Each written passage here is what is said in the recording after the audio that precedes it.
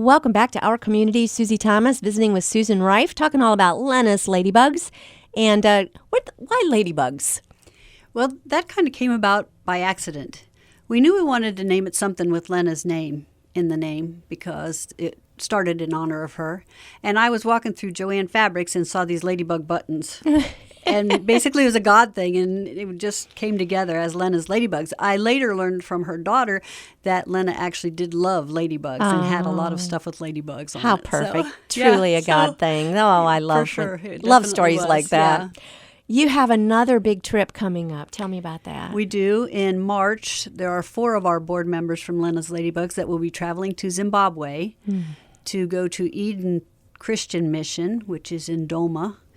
And we're very excited to go. There's an orphanage there for AIDS orphans, so we're going to be taking clothing packages there. We're going to try to take as many as we can in our luggage to take over there. So, any idea how many children they serve? I don't know at the current time. I'm not sure. Oh, it's a lot. yeah. I know they feed like I want to say 1,000 people or something a day. Oh my goodness! Now that's not the kids from the orphanage. That's people from the area and what have you. So they have a very big operation there. They have their own agricultural center basically, and they provide food for a lot of people. Wow! How do you make these connections in the different countries?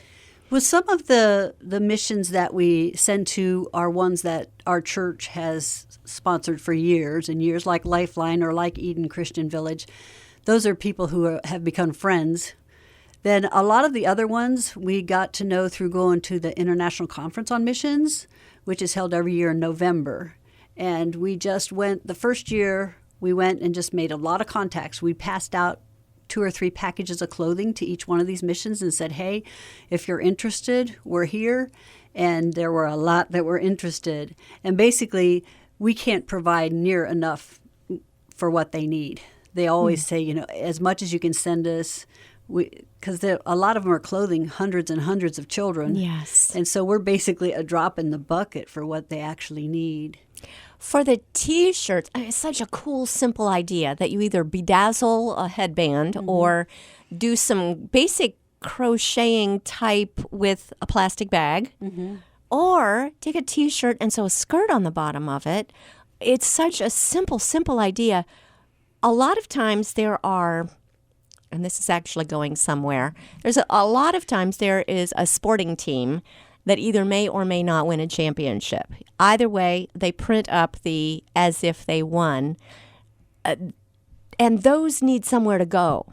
Right. So are those the kinds of things, will you accept something that would have words on it that would be somebody being a national champ who, in fact, is not the national champ? Absolutely. We have gotten donations of those type of things. We've gotten donations from stores that have gone out of business. We've gotten donations from clubs or church groups that bought too many for an event.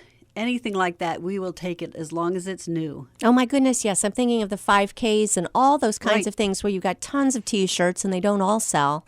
So what a perfect way. Give them to you and let your seamstresses go to work on them. Or we use them for the boys' packages. Exactly. So either way, they get used. Yeah. You can use it all. Nothing gets wasted. Right. Well, how green of you, too. That's so nice. And then we, again, for someone who might just be tuning in, the very last Saturday of these 4 months, January, April, July, and the one coming up in October, last Saturday in October, you'll be getting together at Greenwood Christian Church and telling us what to do. And do we need to sign up ahead of time, or you just Absolutely show not. up? Just show up. We basically run it as centers. I spent a lot of years in early childhood education, so we go with centers. And you can go to the sewing center and sew buttons on, or you can go to the headband center and make headbands, or you can go to the packing center. If you know how to fold laundry, you can pack. Yes. Because all you have to do is fold the dress and the little panties or the shorts and the shirt, and you put them in a baggie and put the size on the bag. So it's very, very simple. We have a lot of men that come and help, which is great. And then we have people who are boxing. So if you can count to 36, you can help us box clothing. That's why you say you've got jobs for every age. Absolutely. Because who can't count to 36? Right, right. Awesome. All right. And when you say make headbands, you're talking about hot glue. Right, a hot glue gun. So with the little ones, we have them pick out the buttons, and then an older girl or boy or an adult helps them glue them on.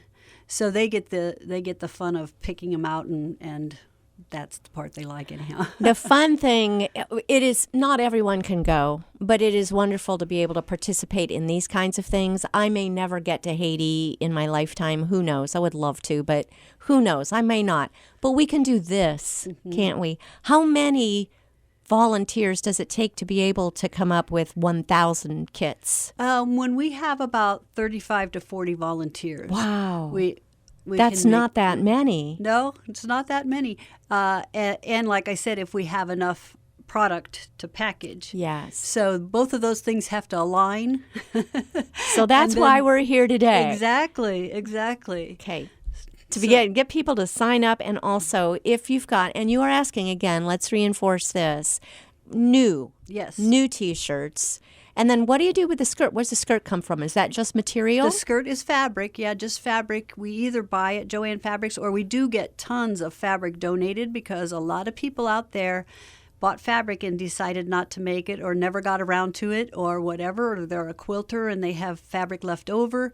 So anything that's the size of a yard, 1 yard, we can make at least one dress and maybe more. Wow. And then I didn't mention before, but for the teen girls, we make a wraparound skirt. So that takes a couple yards, and it's just a basic wraparound skirt, and then we put a T-shirt with it, and they get a string backpack instead of a little purse. Oh, how cute.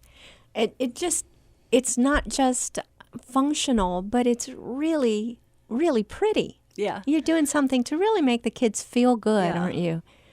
I hope so. Yes. It's one thing to do this, and then, oh my goodness, you have been blessed by getting to actually be there. Tell me a little bit more about your trip to Haiti. It has been a blessing. I've been to Haiti twice, and it's through Lifeline Christian Mission. And when you go there, you find that there's a whole different lifestyle than what we're used to here in America. And a lot of the people don't have electricity. There's no indoor plumbing. They walk to the well to get their water and carry it in like what we'd think of as a drywall bucket or a 5-gallon bucket on their heads back to their homes, which consist of sometimes about a 9 by 12 one room. That's probably the basic home. And Made of? It could be made of anything. Sometimes they're block because missions have come in and built them, and sometimes they're like corrugated metal and that kind of thing. So you can imagine how hot that gets inside there. Yes. And what are the ages of the people collecting water? Oh, well, I've seen some pretty young girls with buckets on their heads, and all the way up to senior citizens for sure. Yeah. And it's mostly the women that are carrying the water. And then the children play like any other kids. They go to school, and most of them go to school, and they play games. They love soccer. Soccer's huge down there. That's like the favorite game to play. So if they can get a hold of a soccer ball, they're just in heaven. If they can't, they try to make one out of like rolled up rags and what have you. They'll make a ball that they'll kick around. And the kids just love to love on you when you're there. They love to be around you and hug you and walk with you, take your hand and just walk around. And Bit of culture shock did you go through when you? Definitely culture shock.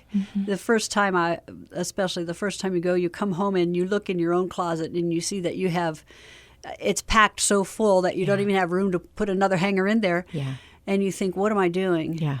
Why do I have all this? Why do I need all this? You know? And, there's hardly cars down there. Some people have scooters or motorbikes, but there's not very many cars, or not out where we go.